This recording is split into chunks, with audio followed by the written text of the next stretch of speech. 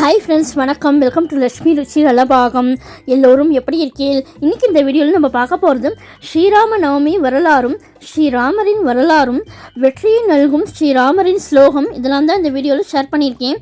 இப்போ தான் நம்ம சேனலில் புதுசாக பார்க்குறவாளா இருந்தால் லக்ஷ்மி ருச்சி நலபாகம் சேனலுக்கு மறக்காமல் சப்ஸ்கிரைப் பண்ணிக்கோங்க. பக்கத்தில் இருக்கிற ஆல் பெல் சிம்பலை கிளிக் பண்ணிக்கோங்க. அப்போ தான் நான் போடுற வீடியோஸ் எல்லாம் நோட்டிஃபிகேஷனில் வரும். வாங்கோ, வீடியோக்குள்ளே போகலாம்.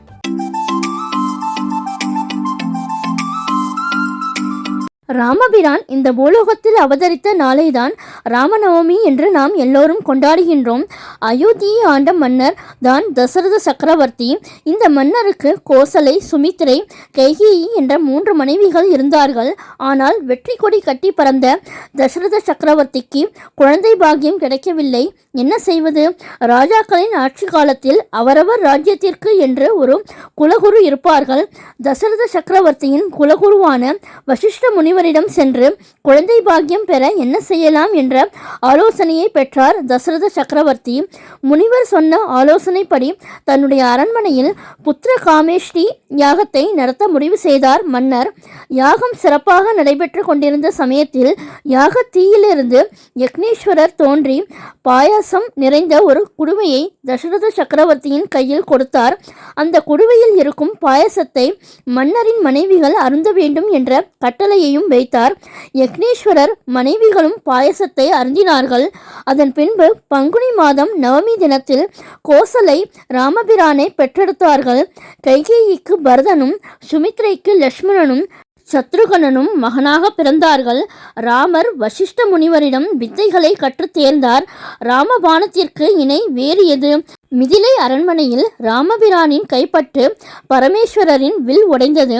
சீதையை மனம் முடித்து கொண்டார் ராமர். கூனியின் சூழ்ச்சியால் கைகேயி பெற்ற வரத்தால் வனவாசம் சென்றார் ராமர்.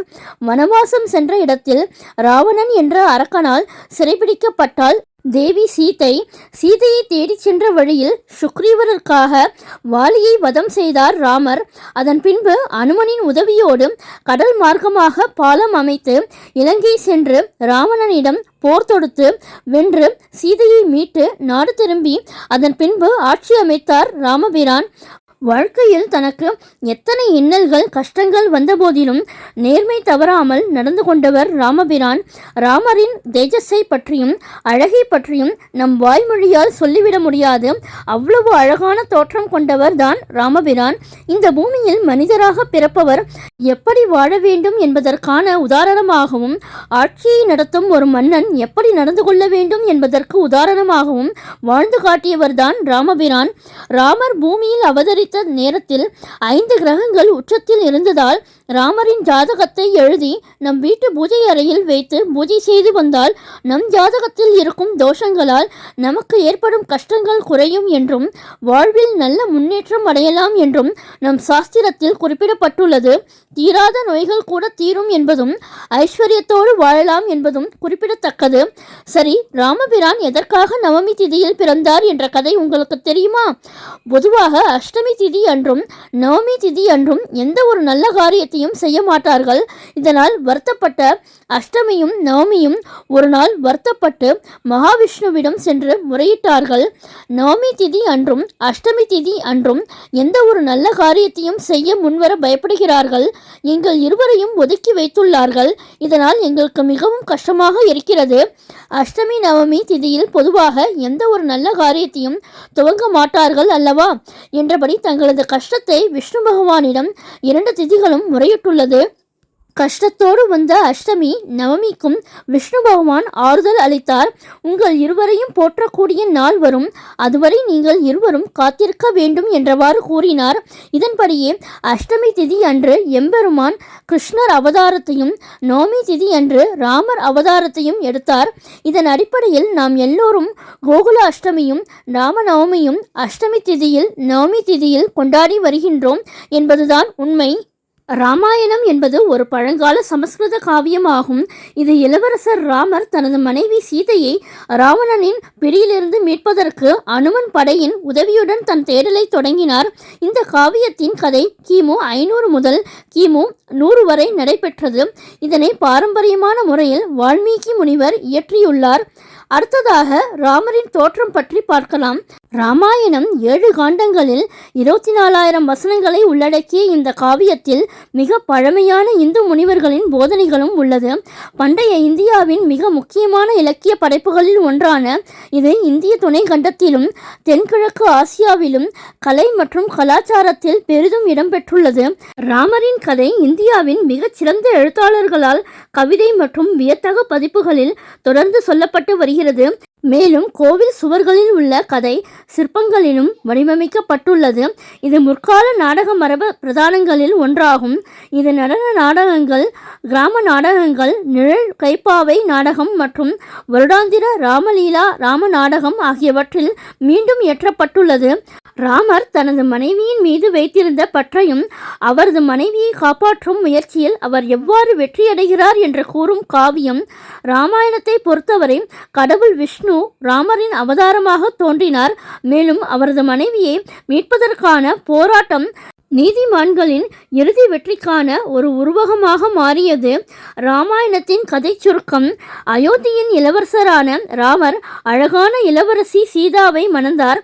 அதன் பிறகு ராமருடன் சேர்ந்து அவரது மனைவி மற்றும் சகோதரர் லக்ஷ்மணனும் 14 ஆண்டுகள் தனது மாற்றாந்தாய் சதி திட்டத்தினால் நாடு கடத்தப்பட்டார்கள். அவர்கள் ஒரு காட்டில் தங்கியிருக்கும் போது சீதை ராவணனால் கடத்தப்பட்டால் ராமர் குரங்குகளின் படையுடன் சீதையை தேடி வந்தார்.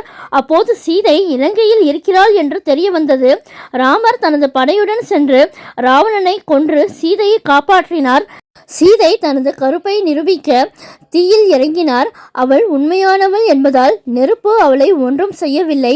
அதன் பிறகு ராமரின் நீதியான ஆட்சி அந்த நாட்டிற்கு பொற்காலத்தை ஏற்படுத்தி தந்தது.